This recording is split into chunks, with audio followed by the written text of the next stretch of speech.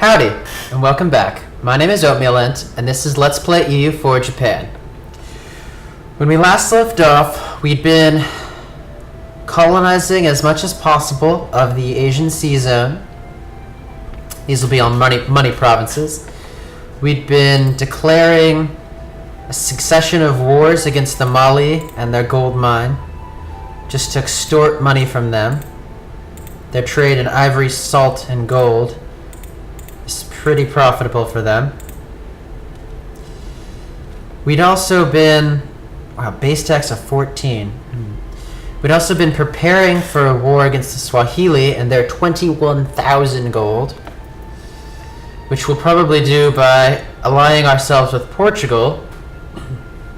We do currently have someone there improving diplomatic relations, and it looks like they have someone improving diplomatic relations with us.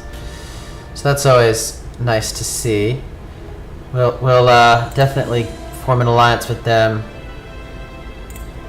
whenever we get the chance. Because they're threatened, you can read here, Japan views us as a threat to their independence. They will seek to ally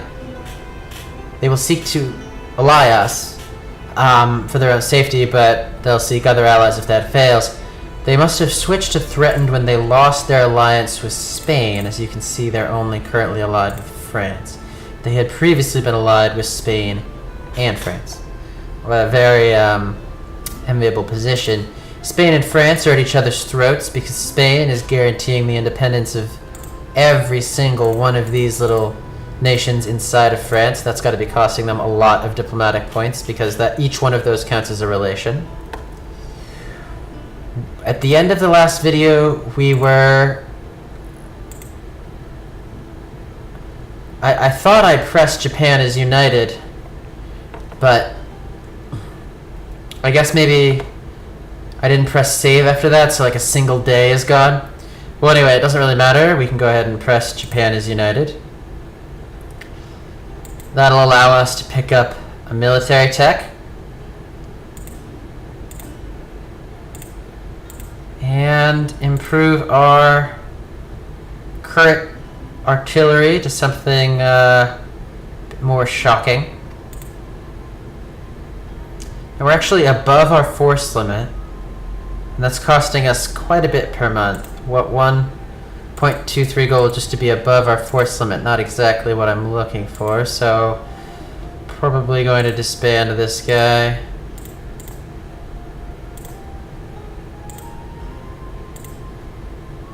This guy. We should be at our force limit now. That's good.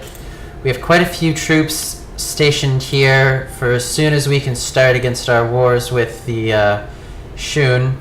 We'll try to go and take all of them and then release them as the Ming, because the Ming that typically rules this area had a bunch of rebels and lost all of their land. So that's what happened to the Ming. We'll bring him back as our vassal. Looks like this green people here have gotten quite a bit stronger. There used to be another nation here, but it's not anymore. The these guys used to be all over here, but they're not. So I don't really think they're a threat, except that they are allied with the Shun, which means that when I do go to war with the Shun, that they might be a problem. We'll have to see. We're definitely gonna make that war after improve relations with Maya. Why do you hate me so much, Maya?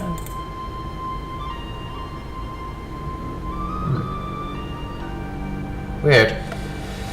Well, I'm gonna do that after I get the idea group that will allow me to have a casus belli that I believe allows for full annexation, even if that would exceed the 100% of the war score. So fully annex Shun, then release them as Ming. They'll become Shinto, and then we'll eventually maybe even attack Zhao at that point, give all their provinces to the Ming, because it won't get any overextension. These are Ming cores. So that's the plan. However, we can, in 9 days, depending on how we choose to rule this, go to war with these guys again for money. They're in a coalition against France, not us. We can go ahead and declare war. No one will be able to join this war with them. Let's just see, where's my military leader? Probably don't need him over here.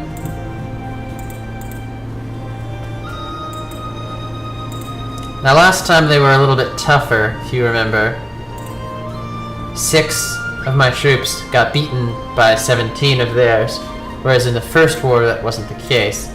So I'm gonna have to be a little bit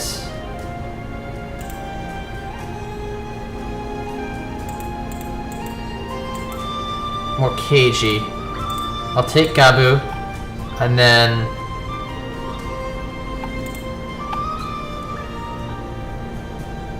that's how I'm going to get the majority of my war score, is controlling the war goal. So I'm going to go ahead and split off and get into a defensive position against their troop stack. Here's their troop stack.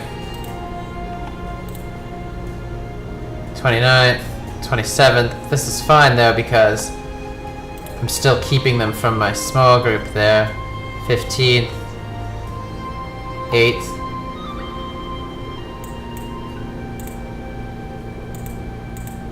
So I've cored Delaware. It's good. That means I can pick up... Wait a second. This is coastal. I didn't...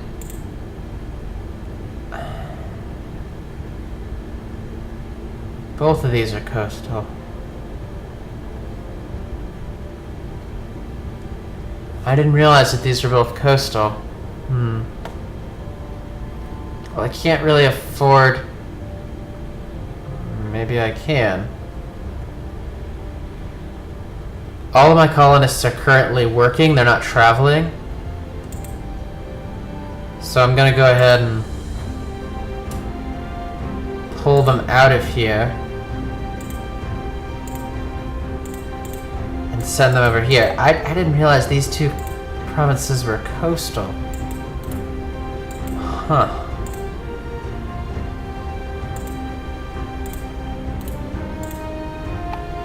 I'm gonna go ahead and send 2 guys here. I don't want France or Great Britain or Portugal getting a hold here. Then they'll have the ability to dow on the Iroquois, which are mine. Or at least I hope them to be mine. So I want to turn up the army maintenance.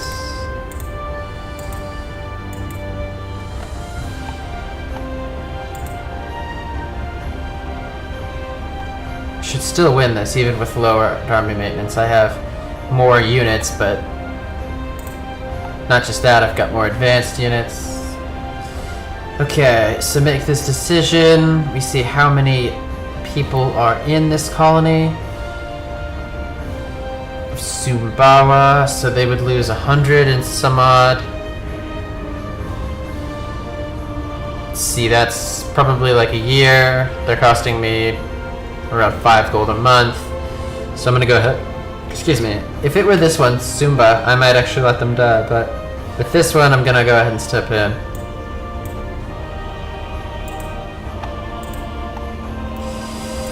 So, like I suspected, pretty easy victory. They're retreating, however, to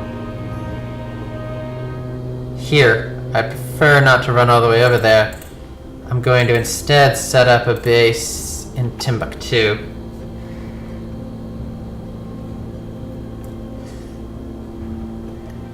And like I said, most of my war score is going to come from my war goal.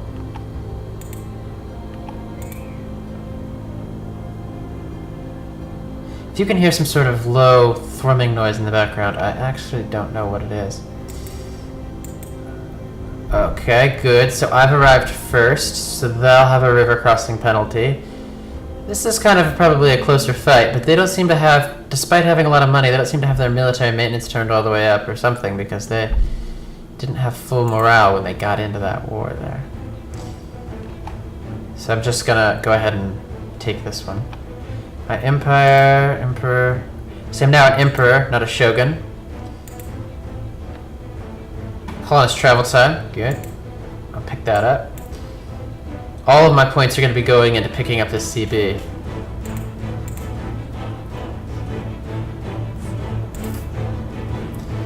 Now I should start to run a massive deficit once these two colonists arrive here and here in about 2 years. This colony might finish before then, so maybe it won't be so massive, but I definitely didn't want to let any of the other colonial powers have access to the Iroquois.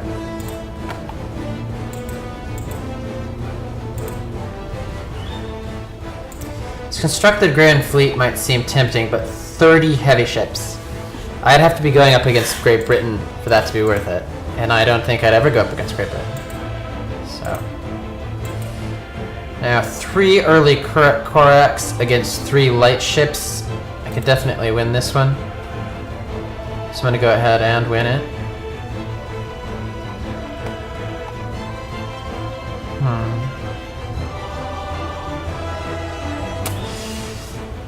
Don't really need the prestige. The question is, do I want to lose to legitimacy? I think the answer is absolutely. I'm gaining 1.12 legitimacy per year, but at my cap, I'm not actually using that. And prestige is not really that important, so sure, I'll go ahead and pick that up. This war should contribute some to the war score, but battles aren't really contributing that much. More, I'll get some points for blockades.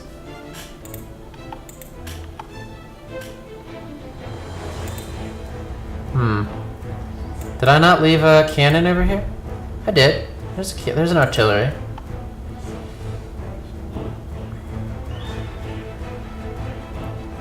So we've already gone over this before. We had this event earlier. It's not the heavy ship and light ship cost that's affecting my decision.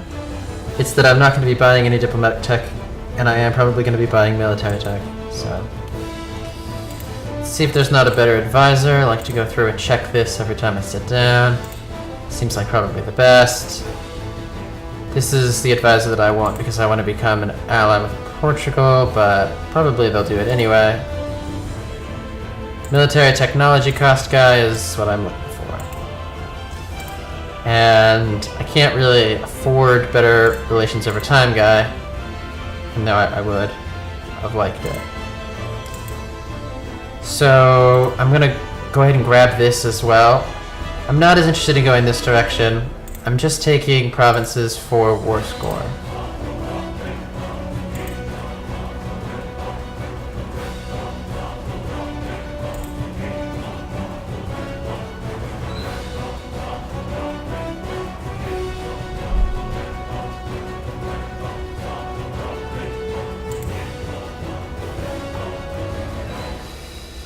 So, interesting decision. I don't think that... Do I build buildings?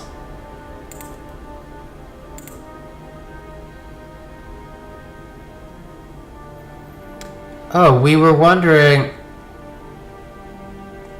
You can only have one march. And I built one over here, but it must have gotten destroyed when I incorporated here. Because it has to be built on a border province. So not worth it to build that quite yet until I know where my borders are going to be. Question is, do I want to spend some of my administrative tech on, say, temples? A couple of temples.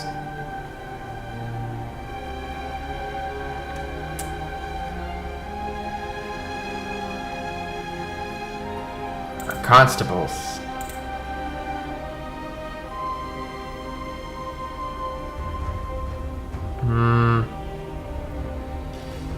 No, I think I'd rather buy the tech, because then I can get workshops, which a workshop in this gold-producing province would be quite useful. So I'm going to go ahead and pick up that and build a workshop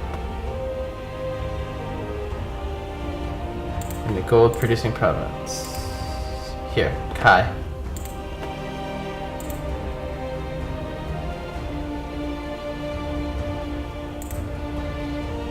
Can't afford any more right now, but that's really just the big one that I needed.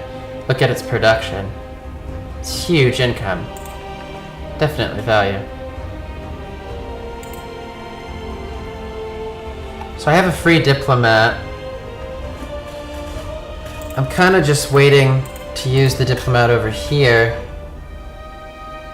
Ah, sneaky, sneaky. Somehow they snuck by me.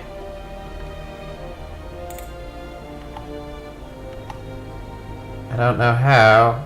Somehow they did.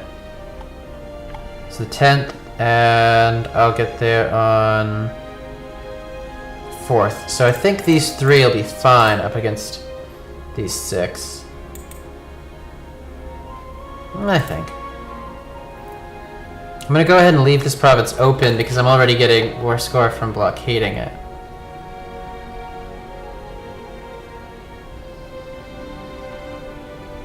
Yeah, well, these 3 up here will definitely be okay. Because I'm gonna win this combat. So they took quite a bit of losses there. About 2/3 losses. Where are they retreating to? Over there. I'm gonna go ahead and chase them down. I don't even need to reinforce. That's a pretty clear win.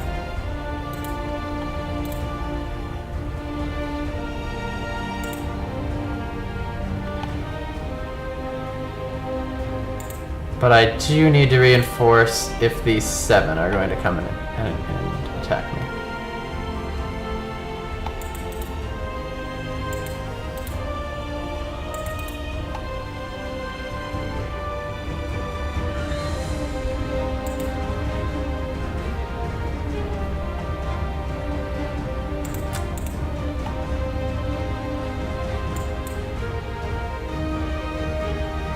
Now they're running through this province, which should take them some time because they're gonna run into natives.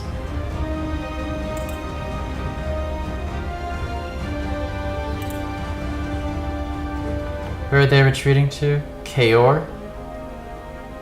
Here? No. No. They're awful big. How much of their money will they give me right now? They'll give me... They only have 1,200 it looks like, so I might as well just take that.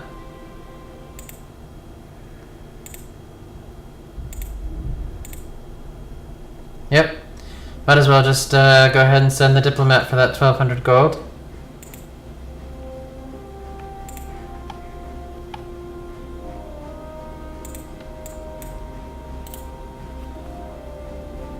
I want to get into position to attack the Swahili, but I don't.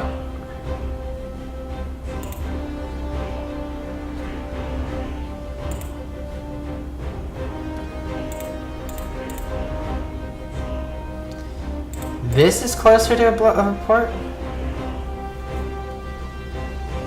Friggin'.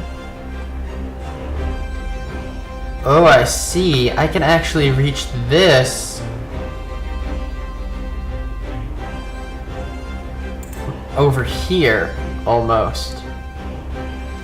Now this would work for claim fabrication because it shares a sea zone. Okay, so let's do the math. 20%. I'd be awful close. If I picked up this colony, the Maldives, which I could, then I would be able to pick up this colony and then go for the Swahili. That's actually going to be what I do. That's going to be what I do. I have no problem with taking this province or the Maldives.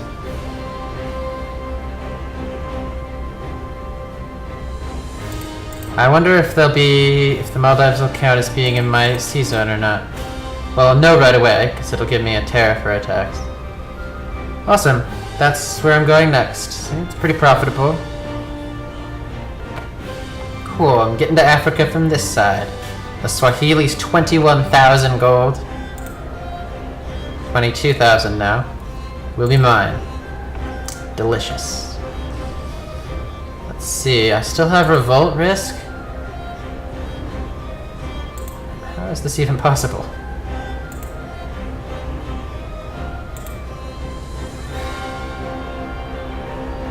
I see. I have nationalism from back when I westernized.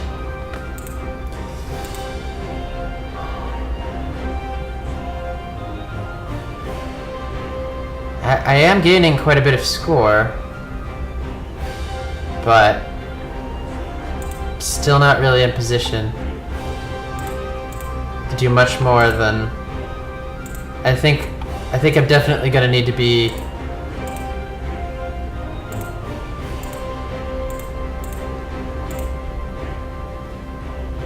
so I have this many colonists going at once, but these guys are going to be there pretty soon. So I can't, even though I finished a colony, I'm not going to pick up a new one right now. I'm running a race against Great Britain and the Netherlands for Canada. Like I said, I'm not really that, it's not really that important to get Canada. None of these provinces are really that profitable, not when compared to, say, Massachusetts and California, which I'll also pick up. All of these are pretty much equal to me. This is a really profitable province. But no one in the world has even, I don't care how far your colonial reign is, no one but Spain is even remotely close being able to colonize California. And Spain will still have to court this province. It doesn't court any of these provinces. So. Guam, you say? Well, I know where Guam is. I'm gonna go ahead and let Guam be unhappy. First off, I don't care about Guam. It's overseas and not very wealthy. But I also have quite a bit of troops stationed over here. Got these 13 that need to get moved anyway, so let's go ahead and move these cogs over here, and I'll just keep them there with the thought that that's a sea zone closer to Guam and Taiwan. I'm gonna go ahead and let Guam be angry.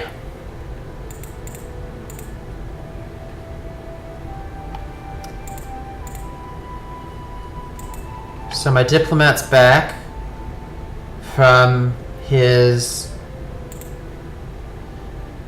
Awesome, I can offer an alliance to Portugal. Now, I want to see...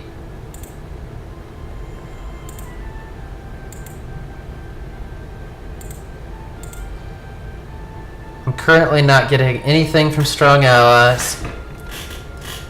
I want to see if when I make this alliance with Portugal, Portugal is strong enough to get me anything. It is, I get a full point from aligning with Portugal. Good. Awesome. Now I don't need to go increasing my relationship with Portugal probably anymore. Well, Great Britain's having a little trouble. But they're British peasants. So British peasants are just tax rebels. Excuse me. Even if Great Britain has to settle with these rebels, they won't be giving up Ireland. They will just be lowering taxes or something. So who next? France, unfortunately, is not going to be an ally. Spain, not going to be an ally. Who else? Who else? Well, technically, the Netherlands could be an ally. There. One of the things you need for an ally is a close border. I'm going to have a pretty close border with Spain. I mean, with Netherlands, but I guess because Great Britain went ahead and took this province, we're gonna have pretty near borders. I could go butter up the old Brits. Okay, that's what I'll do. I'll try to get an alliance with Great Britain.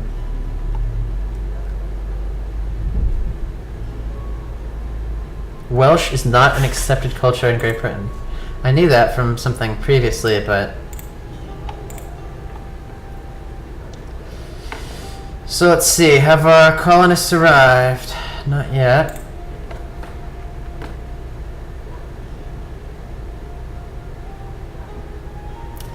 Still no missions that I'm interested in. The anti-Christian edict, not really worth it at this point. I'm not doing any converting.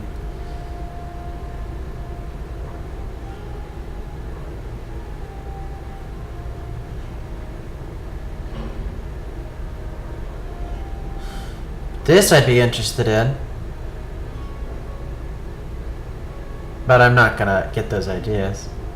I'm just gonna take a moment to look through these.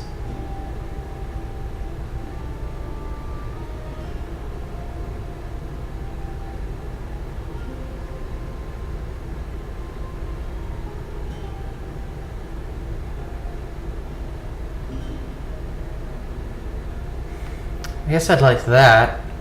I need to trade production efficiency over.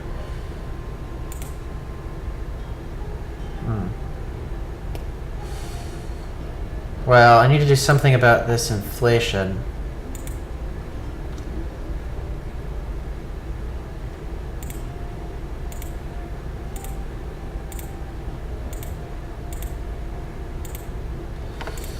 What to do about that inflation? So I have a free colonist, but I'm already running quite a bit of colonial maintenance. So I'm going to go ahead and send the colonist to here. Not only because the settler chance is okay, but also because it has the lowest number of people, so the longest span that he's actually going to be there. Oh no, there is already a colonist there. Okay, so I could send him here. Or I could send him here. Well, I'm going to go ahead and send him here because it's close, so his travel time is only 100 days. It's not as bad. Okay, my diplomat is ready to go and butter up Britain.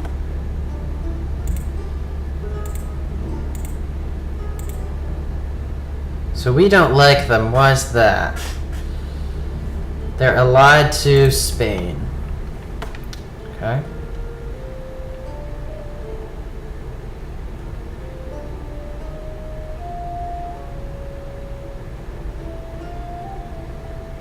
Just going through and checking any of these, see if there's anything that... probably going to want to go ahead and pick up this tech.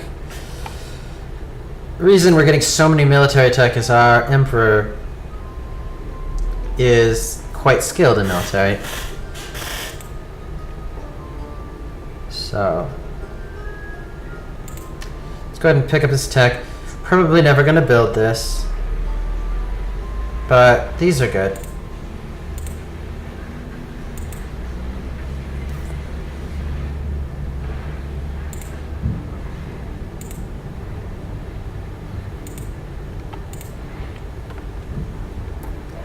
Should have done that at the end of the month in case I have any stacks of just cavalry. I think I have this one.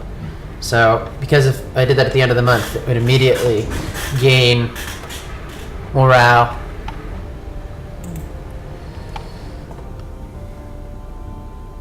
Our conquistador has died. It means we can get another leader without any maintenance. Now, I'm not going to get a conquistador.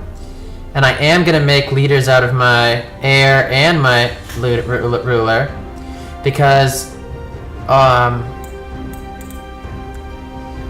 in the military rating, we don't have anything for generals.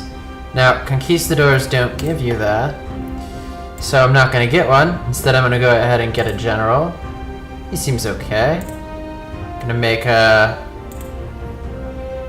generals out of both of these things, and then you go to our leisure. You'll see that we are gaining a point for generals.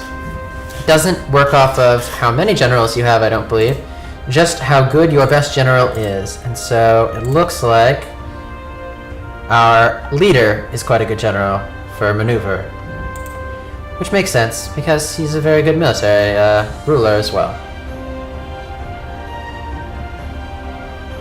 Although I don't think those two things are correlated in the game. I don't think that being a good military ruler makes you a good soldier. Or general. Now I could go to war with the Iroquois. There's nothing really stopping me from this war with the Iroquois at this point. I have free diplomatic relations? No, I don't. But once I take, once I finish annexing the Cherokee, I will have free diplomatic relations. So I could go to war with them. I don't really need to be improving relations with Portugal anymore. They like me. Go ahead and stop doing that.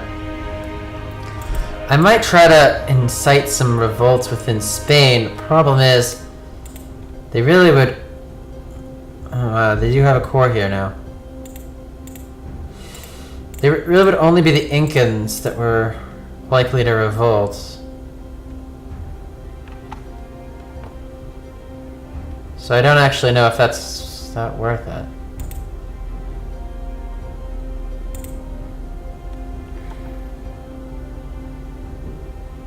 The Netherlands still encroaching on me. Great Britain has a claim on this province.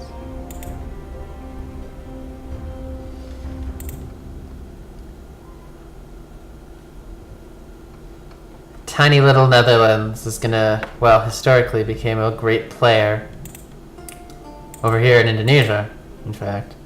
But I've pretty much taken most of this territory.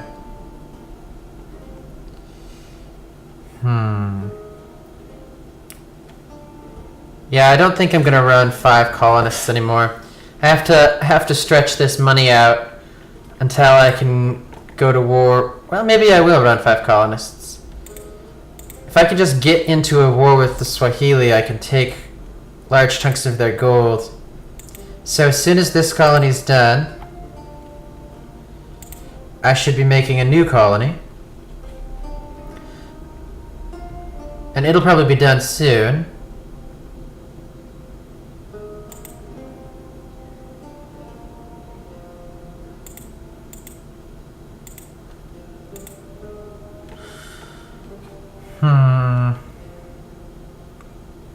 Gonna go ahead and recall him. Send him over here.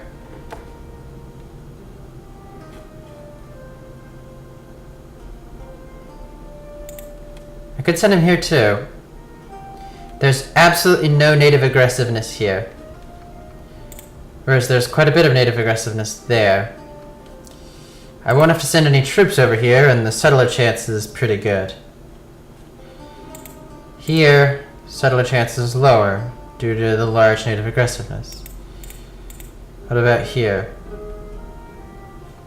Same is true here. Good settler chance, no natives. Higher base tax here.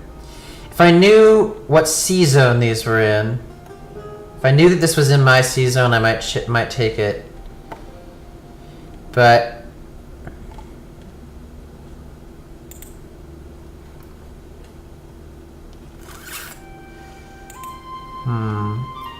I could send him here with no aggressiveness and a base tax of 5. Or here. Either of these I can send to. Well, I'm gonna choose these then.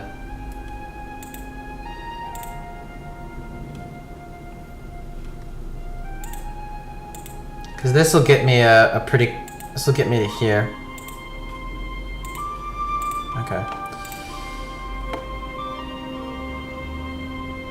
Oh, balls.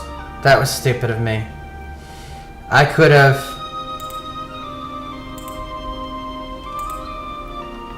gotten fleet basing rights with Portugal. It doesn't add... anything. It doesn't add, diplomatic relation because I'm already their allies. That's my diplomatic relation. Probably would have cost a lot, like 4 per month to do that, so... This is a pretty nice spot over here. No chance of getting any borders with anyone if I do this. As for Madagascar, I'm gonna go ahead and claim all of Madagascar so that Portugal can't get a border with me that way. I don't want to get a border with Portugal. If that happens, then they won't like me anymore. I mean, they don't really like me as it is. They're threatened. They're not friendly. I noticed in my Novgorod playthrough, the other playthrough on this channel, that if they're threatened, they'll make an alliance with you, which matters for the score, like we saw, but they won't go to war for you. Only if they're friendly. It's fine though, I wasn't going to call them in anymore.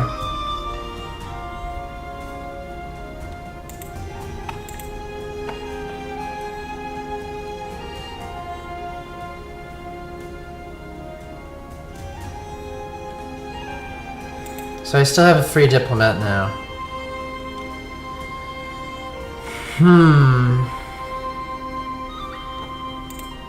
Oh, I love this province.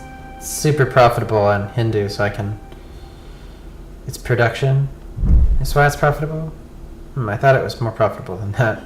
Maybe when it's the capital of Ceylon, then it is actually more profitable. So what to do with this diplomat? I could work on improving relations with another vassal. I have no reason not to annex, say, the Shawnee. But I think what I'm going to do is declare war on the Iroquois with this diplomat.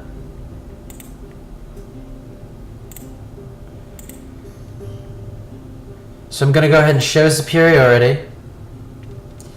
That means that the battles, not anything but the battles, is what really matters. Let's see. This place is already a core. Just these two are still colonies? Okay, I definitely want to try to protect those two.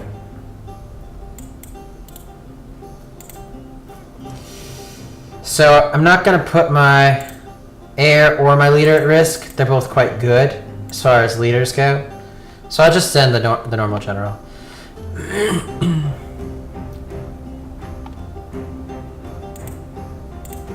I do think that 6 troops is probably enough to completely destroy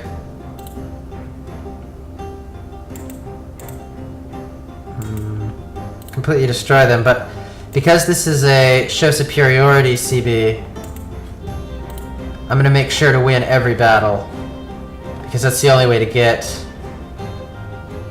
ticking war score. So I'm not going to lose a single one. Now, I wonder if my vassals here will go and help me.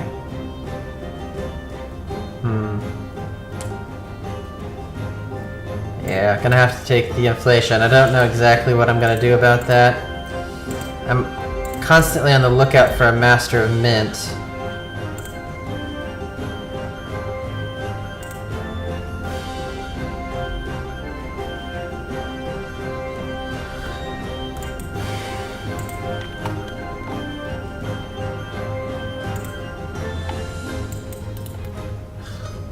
Sneaky weasels. Well, good thing I catch them. I think.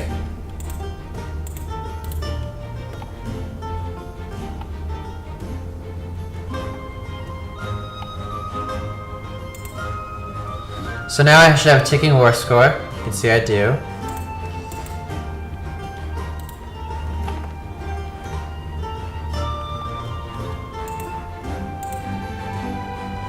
Oh, the Cherokee have come to help me.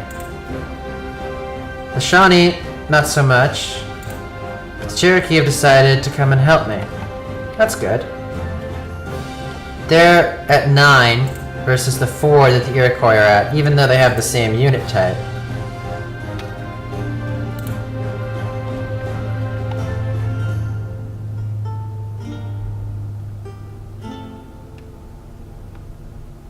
Now I am going to take every province.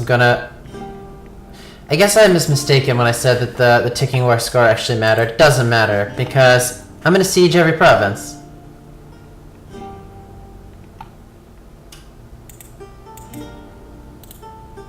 So the plan is to vassal them. Wow, I've had revolt risks there for a really long time, and no one's ever done anything with it. This is about to be done. This is already done. This is already done. This is already done. Looks like the Mayans are also sending troops up. The Shawnee must not have vision of these territories and must not have military access through the Cherokee land. The Mayans are going to walk all the way up there to help me.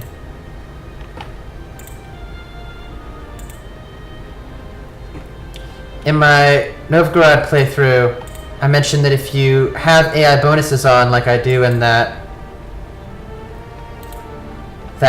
it becomes more important to have vassals, because your vassals get the AI bonuses as well.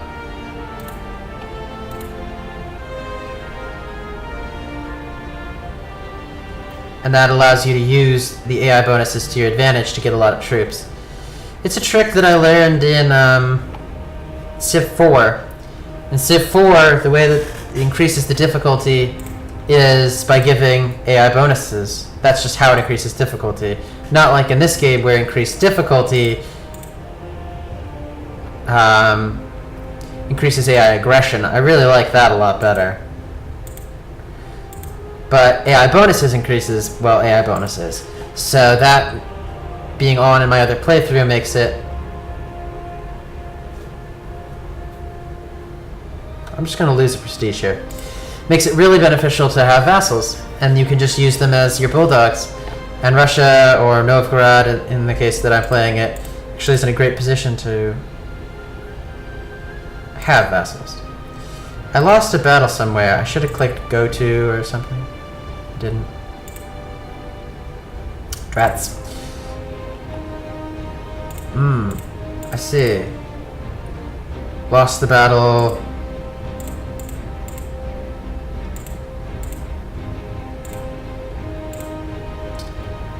I really don't know where I lost that battle.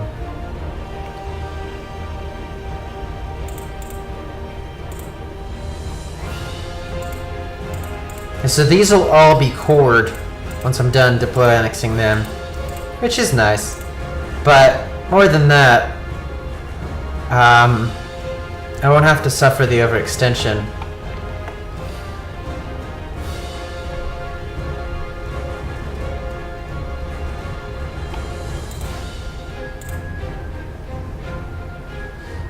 Oh, I see where I'm losing battles.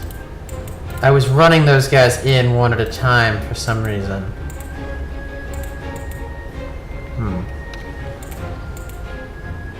Not completely sure. Not completely sure why I did that, but I did. So that's why I was losing battles.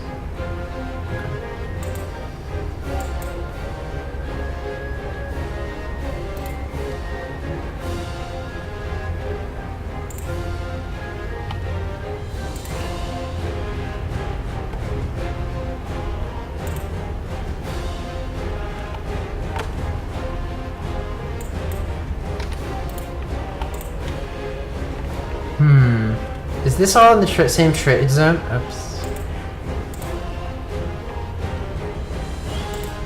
Yeah, it's all in the Chesapeake Bay trade zone. What a huge trade zone that is. Means that I don't need, he's patrolling the Caribbean and he's patrolling the Chesapeake Bay. Huge trade zone.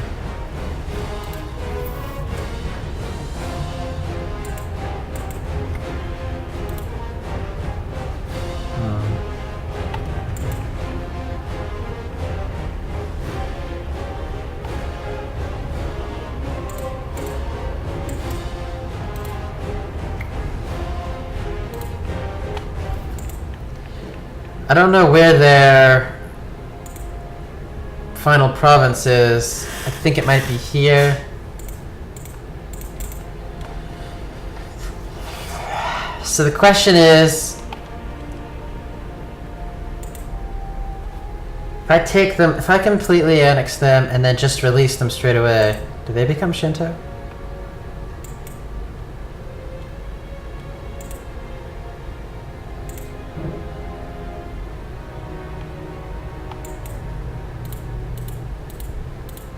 I think that's their last province. So I'm gonna go ahead and pull the troops out of here.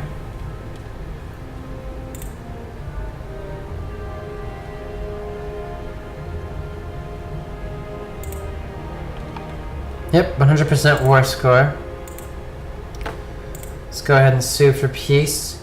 See, if you add these up, well, I don't think it holds true here, but let's see.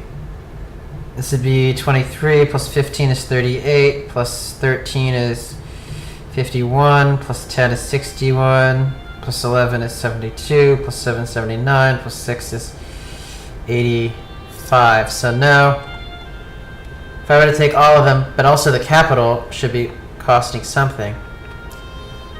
Yeah, see, they have the Huron, so I could go ahead and just take.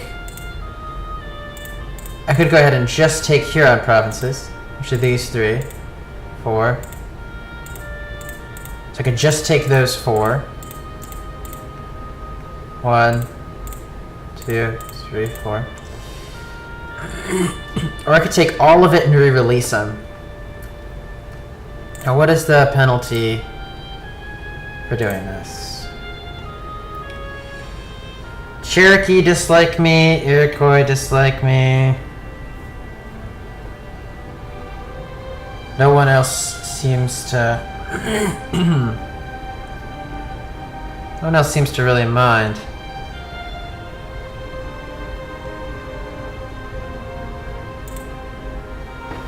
Okay.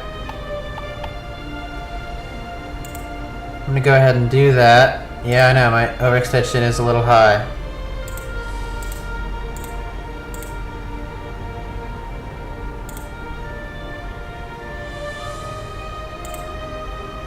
The Iroquois will receive 10 provinces. Presumably the 10 I just took.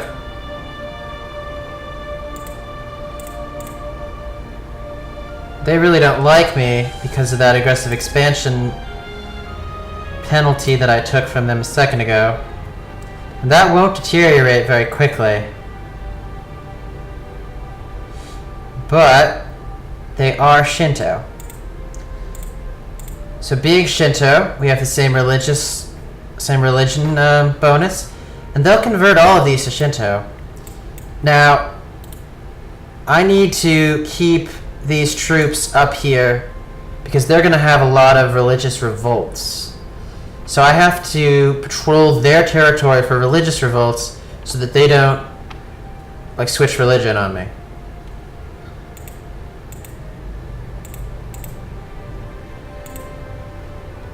Core this. Sweet. We're definitely getting stronger. I don't believe there's any tribes over here. In the game. Which is obviously the Apache and the Comanche. Slightly above them, I believe. Pueblo. There are a lot of tribes, but none of them are represented in the game. And I've almost annexed the Cherokee.